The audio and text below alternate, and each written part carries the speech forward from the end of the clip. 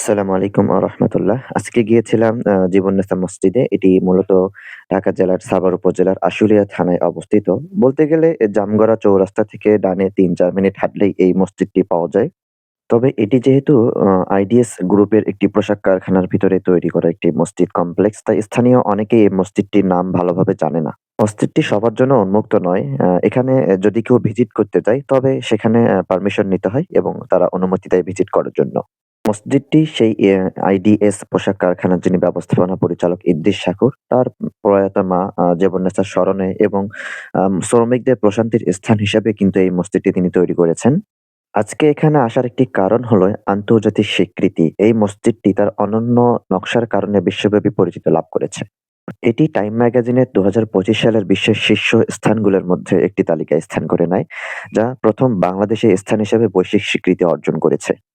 Time magazine এটিকে শ্রমিকদের জন্য একটি প্রশান্তিময় স্থান হিসেবে উল্লেখ করেছেন। আবার স্থপতিদের ভাষায় এটিকে ব্রেথিং প্যাভিলিয়ন বা মুক্ত বাতাসে শ্বাস নেওয়ার একটা নিরাপদ আস্তানা হিসেবে উল্লেখ করা হয়েছে। এটি চতুর্ভুজ আকৃতির প্যাভিলিয়ন প্ল্যাটফর্মের উপর নির্মিত হয়েছে, যার মাঝখানে রয়েছে বিশাল গোলাকার একটি নামাজঘর এবং একটি গম্বুজ। অনেকটা মনোলিথিক স্থাপত্য শৈলীতে এক রঙে রাঙানো হয়েছে এই মসজিদটি। জানা যায় এই মসজিদের রং বাংলার টেরাকোটা চুন-সুরকির সাথে মিল রেখে করা হয়েছে।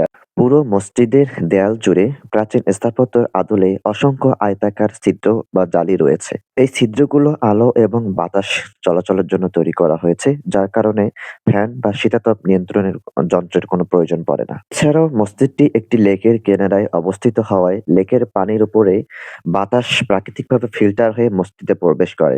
যার ফলে গ্রীষ্মকালেও কিন্তু এই মসজিদের ভিতরে একটা শীতল অবস্থা বিরাজ করে। মসজিদের চারদিকে রয়েছে চতুর্ভুজ আকৃতির ৪ টি বদ্ধ বাগান, যা আলো ও বাতাস প্রবাহিত করতে সাহায্য করে। সিঁড়ি বা র‍্যাম্প বেয়ে উপরে উঠলে নারীদের জন্য আলাদা নামাজ ঘর দেখা যাবে। তো এই ছিল আজকে আমার জীবননেছা মসজিদে যাওয়ার অভিজ্ঞতা। সময় পেলে আপনারাও একদিন বেড়াতে যাবেন ইনশাআল্লাহ।